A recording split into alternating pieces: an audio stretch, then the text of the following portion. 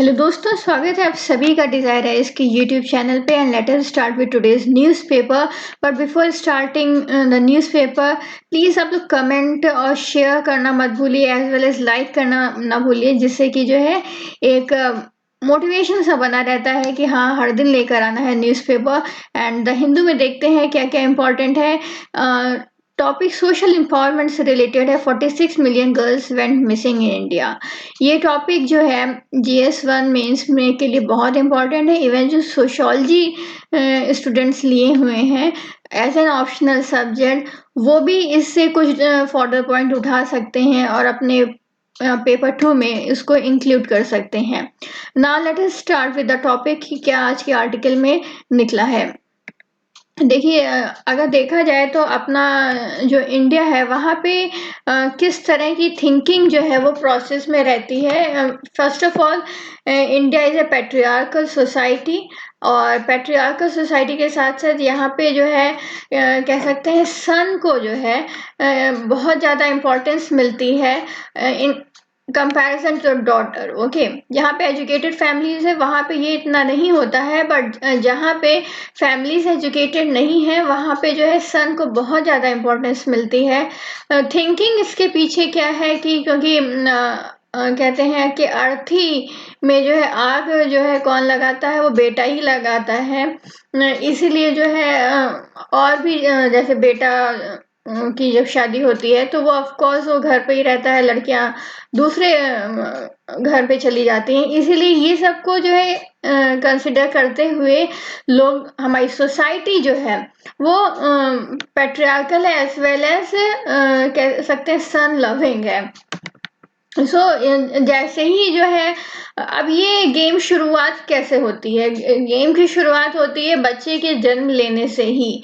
उसी समय जो है क्या जब कंसीव करती है लेडी, तो उसी के टाइम जो है हमेशा जो है सेक्स सिलेक्शन के लिए जो है लोग बहुत ज़्यादा ट्राई करते थे। इसीलिए MRTPC एक्ट आया, जिससे कि जो है आप जो है टर्मिनेट नहीं करा सकते हैं प्रेगनेंसी बीच में, जैसे ही आपको बच्चे का सेक्स पता चले। क्योंकि ज़्यादातर क्या होता था, अगर लोगों ने अल्ट्रासाउंड कराया एंड इसमें पता चल गया कि बेबी गर्ल है, तो वो लोग किल कर देते थे उनके पेरेंट्स। ओके, बहुत सारे रीजंस होते थे इसके पीछे। तो इसी के बेस पर ये टॉपिक है कि 46 मिलियंस गर्ल्स जो है went missing India. Means born तो हो रही हैं, बॉर्न होने के बाद क्या हो रहा है कि वो कहाँ चली जा रही हैं, उनका डेटा ही मिसिंग हो जा रहा है। ये चीज़ है इस पूरे टॉपिक में। और इसमें बात करी गई है एक्सेस फीमेल मॉर्टेलिटी के बारे में। इतना इसका मतलब ये है कि जितना जो है प्रैक्टिस में है, जितना जो ऑब्जर्व करा जा रहा है मॉर्टेलिटी, और जितना सोचा जा रहा है कि इतनी होनी चाहिए, उसका डेटा जो है कुछ मिसमैच है, उसमें कुछ डिफरेंस है। तो इसी it is known as excess female mortality. और कुछ डेथ्स जो अवॉइडेबल डेथ्स होती हैं of the girls during childhood, तो इन सब चीज़ों को मिला के ये एक्सेस फीमेल मॉर्टेलिटी रेट बना है। मतलब क्या है, फिर से बता रहे हैं कि जितना ऑब्जर्व करा जा रहा है, जितना प्रैक्टिस में लाया जा रहा है और जितनी एक्सपेक्टेड होती हैं नेचुरल डेथ कह लें, तो उसके बीच का जो गैप है उसको बोलते हैं एक्सेस फीमेल मॉर्टेलिटी। एंड देखा जाए तो इंडिया में 13.5 है। अफगानिस्तान हो गया, पाकिस्तान, बांग्लादेश, इन सब का देख लीजिए, नेपाल हो गया, इन सब का इंडिया से कम है। मीन्स यहाँ पे जो है फीमेल चाइल्ड कम उनकी डेथ होती है।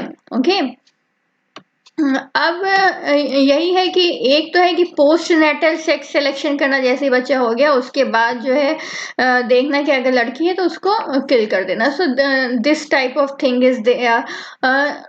ओके, और ये इंडिया में लगभग जो 13.5% देख लीजिए, ये है। अफगानिस्तान वगैरह में 3% है। और नंबर ऑफ फीमेल गर्ल्स जो है वो जो फोर्टिसाइड करी जाती हैं, वो एक्सीड करती हैं जो कि मिसिंग है after because of the postnatal sex selection. Okay, अगर होल वर्ल्ड में देखें ग्लोबली कितना है, वो लगभग 1.2 मिलियन मिसिंग फीमेल बर्थ्स हैं। मतलब बर्थ तो हुई उनकी, पर उसके बाद वो गर्ल्स कहाँ चली गई, वही डेटा मिसिंग हो जाता है। लगभग 4,60,000 तो इंडिया में हो गई। अब इसके साथ प्रॉब्लम्स क्या आती हैं कि आपने जो है शुरुआत में तो जो है लड़की देख के उसको मार दिया, बट जब आपके लड़के की शादी के लिए जब लड़की नहीं मिल रही होती है, उस टाइम प्रॉब्लम आती है। ओके। और फिर क्या होता है, ह्यूमन ट्रैफिकिंग वगैरह स्टार्ट हो जाती है। जैसे कि हरियाणा में जो है एक गाँव है, वहाँ पे जो है लड़की मिलना ही मुश्किल हो जाती है, तो वहाँ पे जो है कहते हैं कि बंदी बना के जो है माने लाते हैं या फिर खरीद के लाते हैं लड़कियां, फिर अपने लड़कों की शादी करते हैं। तो this type of situation prevails जब हम जो है नेचुरल चीजों के साथ खिलवाड़ करते हैं। Topic welfare scheme of vulnerable section से रिलेटेड ये टॉपिक है। Food free food grain scheme till नवंबर। ओके। अभी जब ये कोविड-19 की सिचुएशन आई, तब प्रधानमंत्री गरीब कल्याण अन्न योजना को लाया गया और ये योजना अब नवंबर तक चलेगी और इसमें एस्टिमेटेड आउटले कितना है, 90,000 करोड़ है। और इसमें लगभग 80 करोड़ पीपल जो है बेनिफिट होंगे from the free distribution of food grains. अगर देखा जाए तो इससे हम कितने लोगों को जो है लाभ पहुंचा रहे हैं comparison to the other countries. European Union का देखा जाए तो लगभग वो हमारी पॉपुलेशन ट्वाइस है। ओके।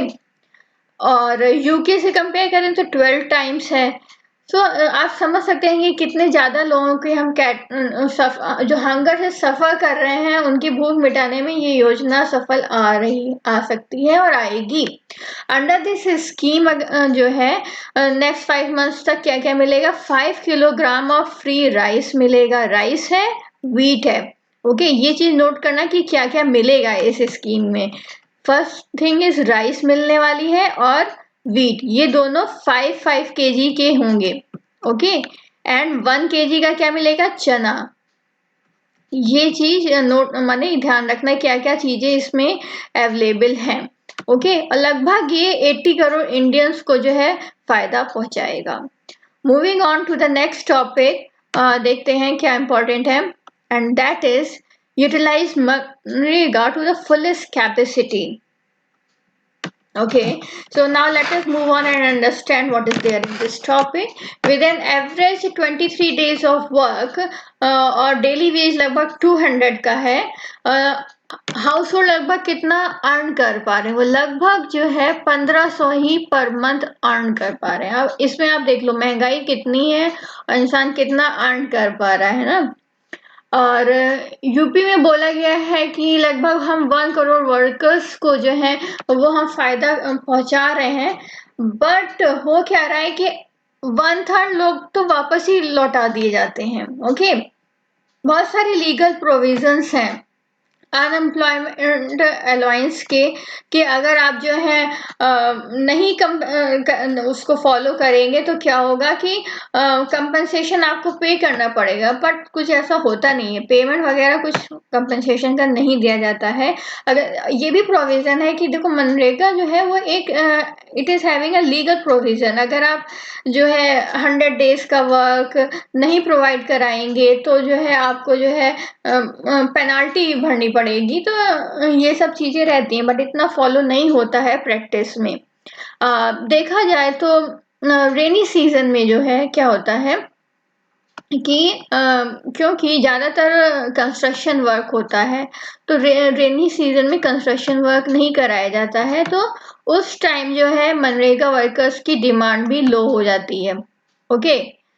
और ये है कि जो है जब ये डिमांड लो हो जाती है तो अब उस टाइम जो है कैटर कैसे होगी नीड्स। अब ये न्यू स्कीम लाई गई, गरीब कल्याण रोजगार अभियान। ओके। इससे क्या होगा, माइग्रेंट वर्कर्स जो हैं उनको जो है रोजगार की सुविधा उपलब्ध कराई जाएगी। ओके। और one thing to be noted है कि Bihar has a poor record of implementation of MNREGA. वो लोग उनको समझ ही नहीं आता कि इस स्कीम को कैसे अच्छे से लागू किया जाए, और दैट इज बिकॉज कि जो है एडमिनिस्ट्रेशन का जो है इतना कह सकते हैं कि वो होल्ड जो है कम है, क्योंकि बिकॉज पॉलिटिकल इंटरफेरेंस वहाँ पे बहुत ज़्यादा रहता है। ओके, ये नहीं कहा सकता कि बिहारी जो है they are not intelligent, Biharis बहुत इंटेलिजेंट होते हैं। अगर उनको प्रॉपर एजुकेशन दी जाए तो they can crack anything. But वहाँ पे जब एडमिनिस्ट्रेशन की बात होती है तो आपको बहुत चीज़ों से जूझना पड़ता है, जो कि वहाँ का पॉलिटिकल स्टेबिलिटी ही नहीं है। तो जब पॉलिटिकल स्टेबिलिटी नहीं होती तो कोई भी स्कीम बड़ी से बड़ी अच्छी से अच्छी ले आओ तो वहाँ पे जो है कहीं ना कहीं आपको जो है प्रॉब्लम फेस करनी पड़ेगी। ओके, और ये है कि जो है जैसे कि ये लाई गई गरीब कल्याण रोजगार अभियान। इसमें क्या है कि जो है अब एक तो देखो मनरेगा में क्या है कि एक बाउंडेशन सा है। बाउंडेशन क्या है कि आपको जो है जॉब प्रोवाइड करानी ही है, लगभग 100 डेज से 200 डेज तक आपको प्रोवाइड कराना ही है। ओके, बट यहाँ पे इतना कुछ बाउंडेशन नहीं है, लीगल बाउंडेशन नहीं है। और मनरेगा में क्या है कि वन फैमिली है, एक फैमिली में केवल एक ही इंसान जो है जॉब कर सकता है, बाकी के उसका क्या है। ओके, सो गरीब कल्याण योजना में इस चीज से जो है एक कह सकते हैं फ्रीडम सी मिल गई है लोगों को, जितने लोग चाहे उस घर के वर्क कर सकते हैं। ओके, उसके बाद ये टॉपिक है bilateral regional global grouping. This is comes in to GS2 in ending staff standoff magnanimity must prevail. Okay, तो ये टॉपिक जो है बेसिकली जो इंडिया और चाइना का रिलेशनशिप चल रहा है उसके ऊपर है। और इस टॉपिक का हम लोग थोड़ा समझ सकते हैं। इंडिया का हमेशा से रहा है वासुदेव कुटुंबकम, हम सब ने सुना होगा। ओके, और the earth is our only family, ये चीज है। बट अभी आप देख रहे हो कि कैसी क्या सिचुएशन चल रही है और कितना वासुदेव कुटुंबकम को हम फॉलो कर रहे हैं, है ना। 2015 में क्या हुआ कि मोदी जी जो है चाइना गए थे, और चाइना जब गए तो वहां पे जो है बहुत अच्छा कह सकते हैं दोनों में डायलॉग हुआ। And he was taken to to Buddhist monk Xuanzang है, उनकी बुक उन्होंने जहाँ पे लिखी थी उस प्लेस पे ले जाया गया उन्हें। ओके, तो एक बॉन्ड सा होल वर्ल्ड को ग्लोबली हम दिखा रहे थे कि इंडिया और चाइना में आत्मीयता कितनी है, कितनी निकटता है और कितना भाईचारा है। ये सब चीजें पूरे वर्ल्ड में लोगों को देखने को मिली। और हम लोग का कितना जो है बॉन्ड है, हम लोग एंशियंट टाइम से एक दूसरे के साथ जुड़े हुए हैं। ओके, ये सब चीजें जो है उस मीट में देखने को मिली थी। बट अब सिचुएशन पूरी बदल गई है। अब चाइना जो है एनिमी नंबर 1 सा बन गया है। और ये क्यों हुआ, बिकॉज वी ऑल नो कि क्या हुआ था कि हैंड टू हैंड कॉम्बैट हुआ, फिर जो है एक दूसरे को मारा गया। बहुत सारे लगभग 20 इंडियन सोल्जर्स जो है वो मर गए और कुछ चोटिल भी हो गए। चाइना का सबसे बड़ा प्रॉब्लम क्या है कि चाइना रिकॉग्नाइज नहीं कर रहा है मैकमोहन लाइन को, और डिमार्केशन ऑफ जो बाउंड्री है that was done by the British colonial power. Okay, और ये भी है कि दोनों कंट्रीज में जो है एक साइन हुआ agreement on maintenance of peace and tranquillity along the line of actual control in India China border 1993 में। अनदर एग्रीमेंट साइन हुआ वो कौन सा था, confidence building measure in the military field along the LAC। ये कब हुआ, 1996 में हुआ। ओके, इसमें ये था कि दोनों ही कंट्रीज जो हैं ओपन फायर नहीं करेंगे, कोई बायोडिग्रेडेशन नहीं यूज करेंगे, कोई हैजार्डस केमिकल नहीं यूज करेंगे, कोई ब्लास्ट ऑपरेशन नहीं करेंगे with in 2 kilometres of the LAC। ये पॉइंट आपको बहुत अच्छे से समझ में आना चाहिए कि इसी के बेस्ड पर जो है जब यहाँ गलवान में इशू हुआ दोनों उसमें, तो इस एग्रीमेंट को दोनों कंट्रीज ने confidence building measure in the military field बहुत अच्छे से फॉलो करा, और किसी ने एक दूसरे के अगेंस्ट जो है आर्म्स या फिर केमिकल वगैरह कुछ भी नहीं यूज करा। Okay, respecting this agreement. अब क्या है कि देखा जाए तो स्काई चीन है इस क्लेम बाय इंडिया। ओके, कि स्काई चीन जो है इंडिया जो अभी इस समय चाइना के पास है वो इंडिया क्लेम करता है। ओके, बट स्काई चीन में डिफैक्टो रूल किसका है, मीन्स प्रेजेंट रूल किसका चल रहा है, वो चाइना का चल रहा है। सिमिलर केस में अगर देखा जाए तो चाइना बोलता है कि अरुणाचल प्रदेश उसके टेरिटरी में आता है।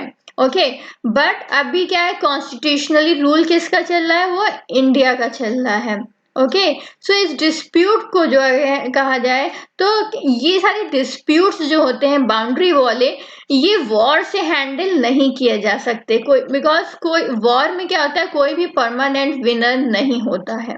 ओके, इसी तरह जो है अगर कह लें कि दो इंसानों के बीच में कोई भी डिस्प्यूट है, वो आपको वॉर से नहीं हैंडल करना है, वो आपको डिस्कशन से हैंडल करना है। ओके, डिस्कशन से बहुत सारी चीजें जो है एक अंडरस्टैंडिंग सी क्रिएट होती है।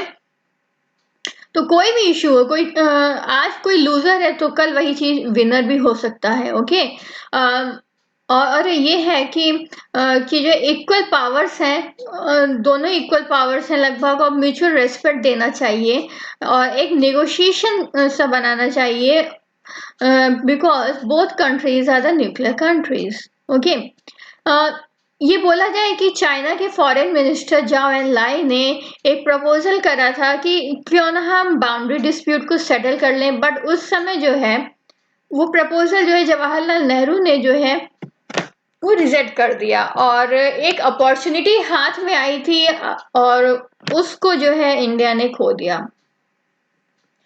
इस समय क्या है कि China regard itself as super power in the making, which implies that negotiation किस तरीके से हो जाएगा। अगर हम लोग देखो उस समय कर लेते एक जो नेगोशिएशन था जॉइन लाई के टाइम में, तो चीजें बहुत सही हो जाती। बट अभी क्या है, अब चाइना एक super power in the making है, तो वो कहेगा या तो आप मेरे रास्ते आओ, otherwise take your highway, means या तो मेरी मानो या तो अपने रास्ते चले जाओ। Okay, so this type of thing is there, इसलिए कहते हैं कि अपॉर्चुनिटी जब आए तो उसको ग्रैब कर लेना चाहिए। Okay, moving on to the same topic, और ये देखते हैं कि देखो क्या हुआ, क्या थोड़ा सा इंटरनेशनल उसमें चलते हैं। ये है चाइना का रिलेशन इंटरनेशनली कैसा चल रहा है। परमानेंट कोर्ट ऑफ आर्बिट्रेशन ने ये बोला चाइना को कि आप जो कर रहे हो साउथ चाइना सी में, इट इज नॉट फेयर, और आप यूएन क्लोज को जो है इसको कहते हैं इस ट्रीटी को आप जो है हीड नहीं कर रहे। तो चाइना ने इनकी बात नहीं मानी और it has taken its own way to manage things in the South China Sea. Okay, अब इस समय जो है वॉर करना तो पॉसिबल नहीं है, बिकॉज कोविड-19 की सिचुएशन है। बट फिर भी जो है अगर इंडिया वहां पे बॉर्डर्स पे लोग भेज रहा है, वो इसलिए भेज रहा है कि बाई चांस कुछ हो जाए तो India is ready to take action. Okay, but first कह सकते हैं attack will never be from India, because India is already facing the situation of कोविड-19, और अगर जो है वॉर हो गई तो हमारे पास जो है कह सकते हैं कि इकोनॉमिक क्रंच जो है वो बहुत आ जाएगा। ओके, अब बात आती है कि sanction and boycott, just like बहुत सारी 59 एप्स जो है बायकॉट कर दी गई। सैंक्शन एंड बायकॉट जो है उसका मॉरल जस्टिफिकेशन ही राइट है। ओके, और ये है कि एक पीसफुल रिसोल्यूशन से ही चीजें सेटल डाउन हो सकती हैं। और अगर ये सैंक्शंस लगाए जा रहे हैं तो as we have already covered in the previous videos की जो है इकोनॉमिक सैंक्शंस जो है वो चाइना के लिए उतना जो है कह सकते हैं कि हिंड्रेंस नहीं क्रिएट करेगा, क्योंकि चाइना जो है उसका ट्रेड जो है बहुत सारे कंट्रीज में फैला हुआ है और इंडिया का कुछ ही पार्ट है। मीन्स अगर वेन डायग्राम में देखें तो इंडिया ये है और चाइना ये है। ओके, सो चाइना का उतना कुछ इफेक्ट नहीं पड़ने पर, but India is dependent on China. क्यों, हम इंटरमीडिएट ग्रुप्स के जो भी गुड्स हैं उसके लिए हम चाइना के ऊपर डिपेंडेंट है। जैसे कि हो गया फर्टिलाइजर्स, फर्टिलाइजर्स हम जो है चाइना के से ले रहे हैं, and these fertilizers are used in our pharma industry.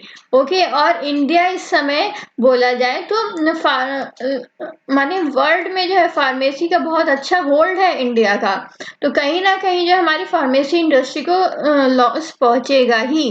Okay, और ये है कि it is unfortunate that in many cities in India people from the north east को अगर देखा जाए तो उनको जो है इंडिया कहते हैं अच्छा हाँ हाँ आप तो हमारे भारत के ही हो. What is all these things? This should not be the आपको बोलना ही नहीं चाहिए. ओह आप हमारे नागालैंड से अच्छा अच्छा हाँ नागालैंड तो इंडिया का ही पार्ट है. This thing is not to be spoken. आप इंडियन हो आप हमारे हो भले ही माने ऐसे होना चाहिए कन्वर्सेशन कि एकदम आपके टोन से ही ना लगे कि आप उनको चाइना के मान के फिर आप उसको इंडिया का कह रहे हो. ओके ये चीज एक कह सकते हैं कि अलगाव जो है दिमाग में क्रिएट करता है. Reviving SAARC to deal with China ये टॉपिक है. अब ये है कि सार्क जो है वही एक ऐसा अल्टरनेटिव हो सकता है कि जिससे चाइना से डील करा जाए. इस समय जो है बिम्स्टेक वगैरह ये इतना सक्सेसफुल नहीं होगा. बिम्स्टेक का फुल फॉर्म क्या है आपको कमेंट सेक्शन में बताना है. एज वेल एज सार्क में कौन कौन से कंट्रीज आते हैं you need to tell me in the comment section. SAARC और बिम्स्टेक का फुल फॉर्म बताना है कमेंट सेक्शन में. फर्स्ट टास्क आपका ये है और ये है कि कौन कौन से कंट्रीज आते हैं सार्क और बिम्स्टेक में ये आपको कमेंट सेक्शन में बताना है. Second task is this. Okay और चलिए आज के इस टॉपिक को पढ़ते हैं. चाइना देखो क्या है it has close proximity with the Pakistan. Okay Nepal में भी अब चाइना का इंटरफेरेंस हो गया है. अब Nepal is moving closer to the China. Okay क्यों क्योंकि देखा जाए तो चाइना जो है नेपाल को बहुत अच्छे जो है इन्वेस्टमेंट प्रोस्पेक्टिव से ल्योर कर रहा है और वहाँ का डेवलपमेंट ला रहा है. तो of course Nepal will move towards the China और इसी तरह वो बांग्लादेश में को भी मूव कर रहा है. लगभग 97% ऑफ बांग्लादेशी प्रोडक्ट्स जो है वो चाइना से हैं. सिमिलर वे अगर देखा जाए तो श्रीलंका से भी टाइप्स के बहुत अच्छे मीन्स जो चीज अगर इंडिया को करनी थी इंडिया को जो है गुजरात डॉक्ट्राइन में यही है कि आपको अपने नेबर्स के साथ जो है without any thinking of reciprocal behaviour unilateral concession के थ्रू ही जो है अपने नेबर्स के साथ जो है बॉन्ड क्रिएट करना चाहिए. बट यहाँ क्या है इंडिया ने इस चीज को ध्यान में नहीं रखा और सभी कंट्रीज के साथ धीमे धीमे धीमे जो है रिलेशंस खराब हो ही रहे हैं. ओके सो अब बोला जा रहा है कि चलो सार्क से कुछ ना कुछ जो है इनिशिएटिव अगर रिवाइव करते हैं तो इट विल बी गुड. ये कंट्रीज हमारे जो लिए हेल्पफुल रहेंगे. Okay and other thing is कि बिम्स्टेक जो है क्यों नहीं सक्सेसफुल होगा क्योंकि बिम्स्टेक देखा जाए तो उसमें जो है और भी कंट्रीज हैं जो साउथ ईस्ट एशिया के वो भी इन्वॉल्व रहते हैं. बट बेसिकली हमें जो इंडिया के पास के जो नेबरिंग कंट्रीज हैं उन्हीं से ही हमें फायदा लेना है. और साउथ एशिया में अगर देखा जाए तो ये सार्क कंट्रीज का 5% ऑफ द ट्रेड ही है. ओके और एशियन कंट्रीज का लगभग 25% है. तो अगर इस चीज को ध्यान में रखा जाए ट्रेडिंग बढ़ा दी जाए तो बहुत चीजें इम्प्रूव हो जाएंगी. साथ ही कंट्रीज जो हैं खड़े रहेंगे अगर कुछ भी किसी की इंटरनल सॉवरेनिटी पे जो है वो अटैक हो. ओके सो इंडिया को करना क्या है कि इंडिया को जो है यहाँ की जो ये जो रीजनल कंट्रीज हैं इनमें इन्वेस्टमेंट जो है उसको इंक्रीज करना होगा. बोला जाए तो पाकिस्तान एक एनमिटी कंट्री है और वो कहीं पे भी आइसोलेशन वगैरह फेस नहीं कर रहा है. ओके नेक्स्ट थिंग इज कि जो है India is face revitalising.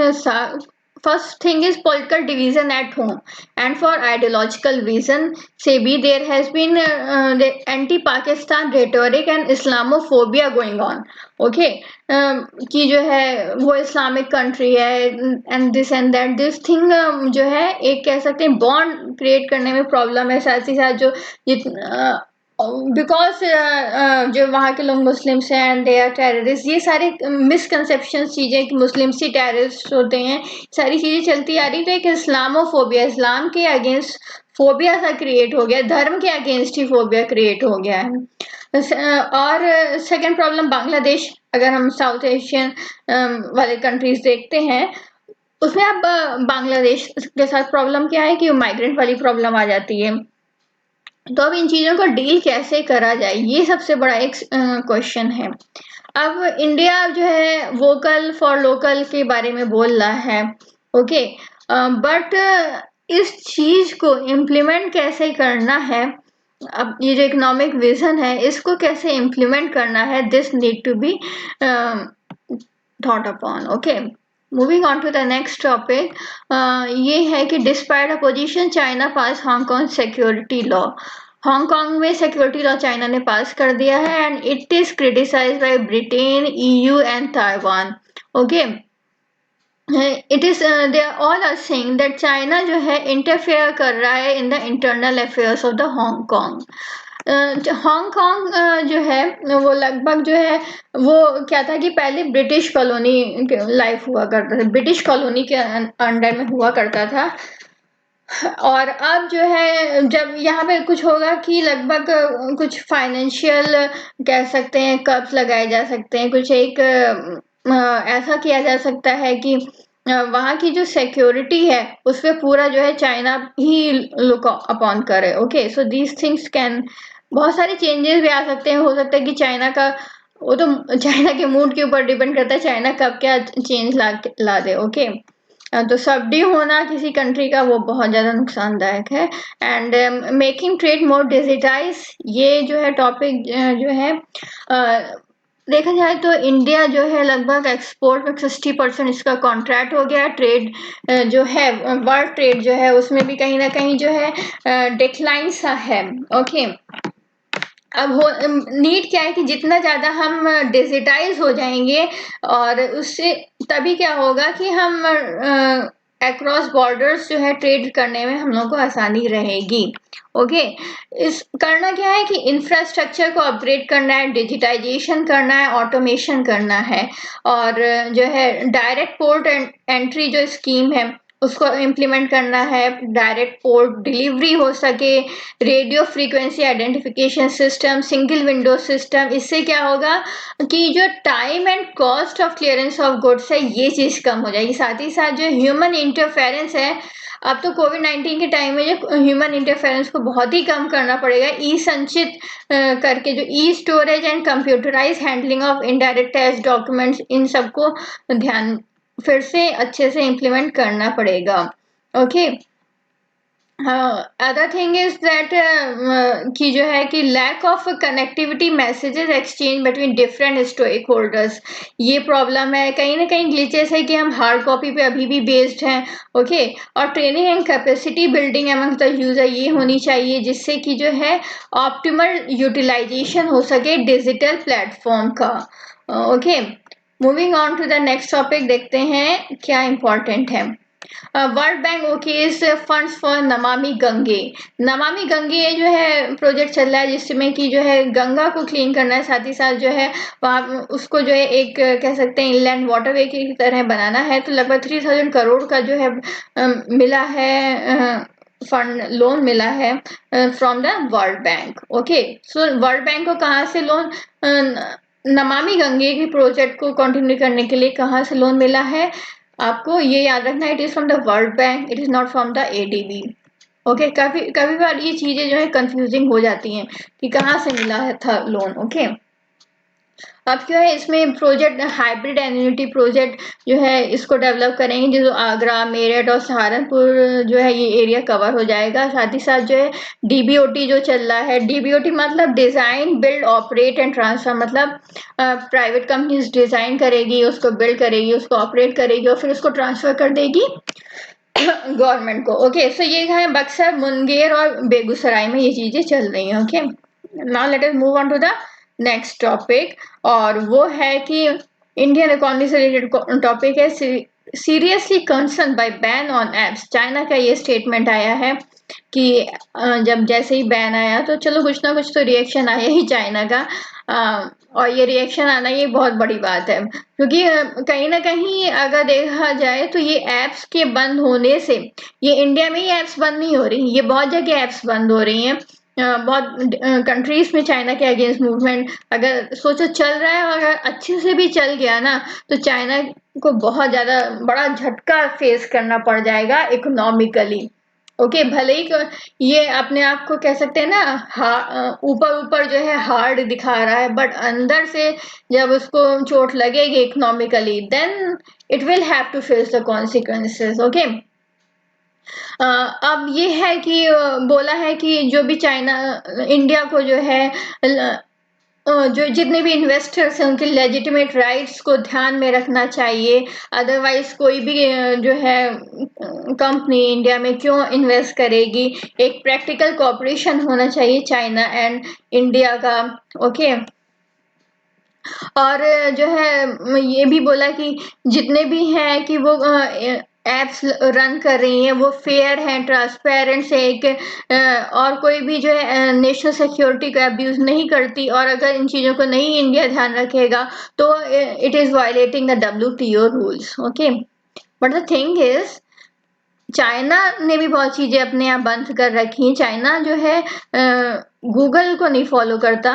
Okay, China के पास क्रोम नहीं है, चाइना अपना यूसी ब्राउजर यूज करता है, और वही क्रोम को नहीं यूज करने देता। China is also doing things, so why can't India.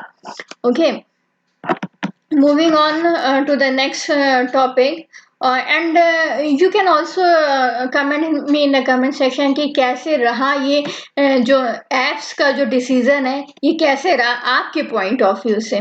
Okay, let's be interactive in this videos. Okay, और कमेंट सेक्शन में जितना इंटरेक्टिव रहेंगे वो उतना अच्छा लगेगा, because other can also come and present their views in there. Okay, NADA launches mobile application, and NADA ने national anti doping agency है, इसने एक मोबाइल एप्लीकेशन लॉन्च करी। अब इससे क्या होगा, स्पोर्ट्स और एथलीट्स वगैरह उनको बहुत ज्यादा फायदा मिलने वाला है। कैसे, इसमें जो है लगभग सब तरह की इंफॉर्मेशन होगी रिलेटेड टू प्रोहिबिटेड सब्सटेंसेस, कौन कौन से नहीं लेने चाहिए डोप टेस्टिंग के लिए। और जो है तो इससे क्या होगा कि जब भी कोई मेडिसिन ले रहे होंगे, जो कि बहुत सारे वो लोग जिम करते हैं, कोई कोई लोग है ना, और कभी कभार होता है कि कुछ ना कुछ ट्रीटमेंट चल रहा होता है कि उसमें ऐसी मेडिसिन होती हैं जो कि अलाउड नहीं रहती, तो आप वो अपने डॉक्टर्स को दिखा सकते हैं कि मुझे इन ड्रग्स के जिसमें ये चीजें ना हो, ये सब्सटेंस ना हो, उसके अलावा आप जो है मुझे कोई भी ड्रग रिकमेंड कर दें, बिकॉज ये मेरे लिए नुकसानदायक होगा। बिकॉज एक आपने देखा होगा, नाम मुझे नहीं याद है, but one I think so tennis player, उसको अलाउ ही नहीं हुआ था गेम खेलने के लिए, just because of this, because वो मेडिसिन ले रही थी। ओके, और वो अननोइंगली ले रही थी। ओके, इसलिए जो है उसको एंटी डोपिंग उसमें डोपिंग उसमें जो है वो पॉजिटिव आ गई, और उसको जो है फिर वो गेम खेलने को नहीं मिला। आई थिंक सो वो वर्ल्ड की टॉप एथलीट उसमें थी, टेनिस प्लेयर में। Okay, so this thing is there, और इससे क्या होगा कि अवेयरनेस ही रहेगी जितने भी एथलीट्स वगैरह हैं उनके उसमें। और moving on to the next topic, plant thought to be extinct for more than 135 years found in Sikkim Himalayas. Plants जो है जो एक प्लांट है, देखो ये प्लांट है, ये जो है सिक्किम में मिला है, एंड इसकी स्पीशीज का नेम है ग्लोबा एंडरसोनी। ओके, और ये तीस्ता रिवर के पास मिला है, इसको बोलते हैं commonly known as dancing ladies.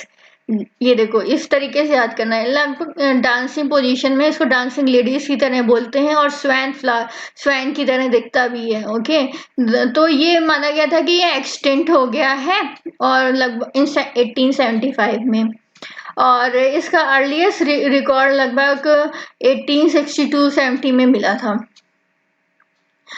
और ये है कि ये कैरेक्टराइज बाय वाइट फ्लावर्स होते हैं, आप देख सकते हैं वाइट फ्लावर्स हैं, और इसके एंथर्स हैं, the part of स्टेमन that contains the pollen, and A yellow lip, उसमें येलो येलो लिप्स हैं, ये देख सकते हैं आप, येलो येलो लिप्स हैं।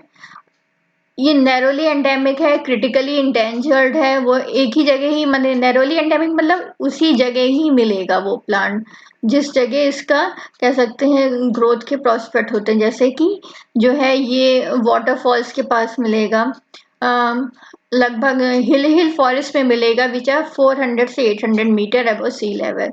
तो नैरोली एंडेमिक मतलब इन्हीं प्लेस में वो मिलेगा। और ये रेस्ट्रिक्टेड है कहाँ पे, तीस्ता रिवर वैली रीजन में विच इंक्लूड सिक्किम, हिमालय और दार्जिलिंग हिल रेंजेस। यहीं पे ये प्लांट के मिलने के ज्यादातर प्रोस्पेक्ट होते हैं। ये टॉपिक थोड़ा इम्पोर्टेंट है, इसको ना आप प्रीलिम्स पॉइंट ऑफ व्यू से देख लेना। और ये जो है माने ये आ सकता है ये टॉपिक, ओके, ये ध्यान रखना। Plant usually grow in a dense colony as lithophyte.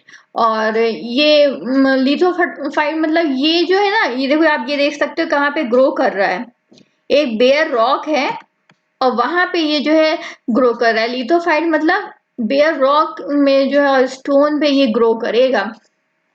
और रॉकी स्लोप्स हैं और स्कर्ट्स ऑफ द एवरग्रीन, ये जो स्लोप्स में देखिए वाटरफॉल है, वाटरफॉल का स्लोप है, यहाँ पे ये ग्रो कर रहा है। मुझे लगता है कि फोटो के उससे जो है आपको अच्छे से समझ में आ गया होगा। हिंदू न्यूज़पेपर एडिटोरियल में ये टॉपिक्स हैं जिसको मैंने बता दिया है, इसको आप पढ़ लेना। इंडियन एक्सप्रेस में बहुत ही कम टॉपिक है, मुश्किल से 2 टॉपिक हैं जिसको आपको पढ़ना है। इकोनॉमी में अनरिलायबल इमरजेंसी फंड ये है। इंडियन फॉरेक्स रिजर्व देखा जाए तो इंडिया का बहुत बढ़ गया है, एंड लगभग over $500 trillion US placing India behind China, Japan. Okay, China और जापान ही ऐसे कंट्री हैं जो देखो चाइना हो गया, Japan and India is the third country. अब ये फॉरेक्स रिजर्व का एक्सेस होने से क्या है कि कोई भी एक इकोनॉमिक स्टिमुलस पोजीशन आती है, मतलब कोई भी इमरजेंसी आती है तो India is ready with their forex reserve, okay. और जो है ये है कि फॉरेक्स रिजर्व जो है सर्च 2 थिंग्स से है। क्या है वो, foreign institution investment saving in India's import bill, ये स्पाइक हुआ है। और फ्यूल प्राइस जो है वो रिड्यूस हुए कहीं ना कहीं, इसलिए हमारा काफी फॉरेक्स रिजर्व जो है वो बच गया। अच्छा हाँ, एक टॉप चीज और है, मुझे ये बताओ कि फॉरेक्स रिजर्व जो है it is maintained by which institution, okay. और जो है फॉरेस्ट रिजर्व के बारे में थोड़ा सा और पढ़ते हैं, फिर थोड़ा एक्स्ट्रा नॉलेज भी इसमें आपको देंगे, इंफॉर्मेशन आपको मिलेगी। लगभग जो है हमारा जो है फॉरेस्ट रिजर्व देखा जाए तो अभी के टाइम में 12 मंथ्स तक का है, ओके। ये जो एक्सेस फॉरेस्ट रिजर्व है ये जो है अगर कंटीजेंसी फंड से रिलेट कर दिया जाए तो हमारी जो है कभी भी इकोनॉमिक टॉपल होती है तो गवर्नमेंट इससे यूज कर सकता है। And another possibility is that government is activating this plan B saving because कहीं भी स्ट्रेटेजिक डिसइन्वेस्टमेंट प्लान फेल होता है तब वो इस फॉरेस्ट रिजर्व को यूज कर सकता है। और ये बोला जाए कि अपनी जो है ग्लोबल रेटिंग है उसको जो है सही करने के लिए वो यूज कर सकता है, बट ऐसा कुछ हो नहीं रहा है। और INR अगर इस समय देखा जाए इस समय वर्स्ट पोजीशन पर है। अभी क्या है कि 77 से 75 जो है $1 के बराबर हो गया है, ओके। जितना इंडियन नेशनल रुपी बढ़ता जाता है उसकी वैल्यू उतनी ही कम होती जाती है, ओके। और कोई भी उससे जो है INR के उससे जो है इंडियन नेशनल रुपी के उससे जो है फिर ट्रेडिंग करना नहीं पसंद करेगा। और ये भी है कि जो है अभी अगर देखा जाए हम लोग आत्मनिर्भर भारत और सेल्फ सफिशिएंसी की बात कर रहे हैं। प्रॉब्लम ये है कि जब ये हो जाएगा तो हमारा इम्पोर्ट ना कहीं कहीं जो है कर्व हो जाएगा।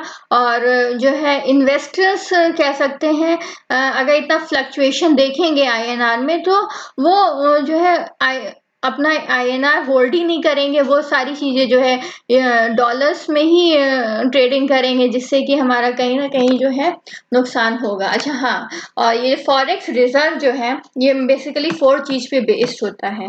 वो क्या है, फॉरेन करेंसी एसेट कितना है, ओके। और जो है ये है कि गोल्ड कितना है, SDR कितना है, and other thing is reserve trench position कितनी है। इन 4 चीजों पे हमारा फॉरेक्स रिजर्व जो है बेस्ड होता है। Moving on to the next topic, देखते हैं क्या इम्पोर्टेंट है। एक टॉपिक बस रह गया है, उसको भी हम लोग जल्दी से कवर कर लेते हैं, एंड दैट इज कोवैक्सीन से रिलेटेड ये टॉपिक है। देखो, कल ही के टॉपिक में मैंने बताया था कि कोवैक्सीन जो है ये फाइनली जो है ड्रग कंट्रोल अथॉरिटी ने कह दिया कि अप्रूवल दे दी कि yes this is the medicine जिसका अभी ट्रायल चल रहा है, एंड ये कोवैक्सीन माइल्ड से सीवियर से जो है मॉडरेट से सीवियर सिम्टम्स को टैकल करने के लिए यूज होगी। अब ये बनाया किसने है, ये भी मैंने बताया कि भारत बायोटेक इंडिया ने बनाया था।